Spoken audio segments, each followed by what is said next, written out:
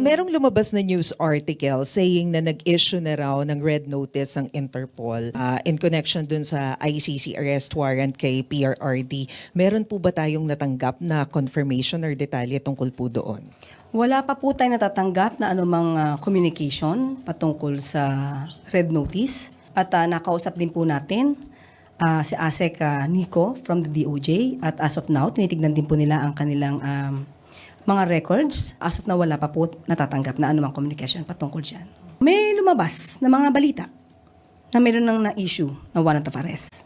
Pero as of now, sabi nga natin, hindi po namin maiko-confirm agad-agad kung wala pa po kaming physical copy ng warrant of arrest. Ang sabi po kasi ng DOJ, since hindi po tayo miyembro ngayon ng ICC, may mga options po kasi ang ICC kung paano nila ito ipapaserve. Kung nagkataon po kasi tayo miyembro, pwede po itong ipadaan sa opisina po ng Pangulo o kaya po sa DOJ o kaya sa DFA. Pero maaari pa rin po tayong ituring ng ICC bilang miyembro at maaaring gawin po yung binanggit ko po mga procedure. Pero nasa kanila po ito kung ito po ay ipapadaan nila mismo doon sa bansa kung nasaan yung taong kanilang kung gustong iserve ng warrant of arrest.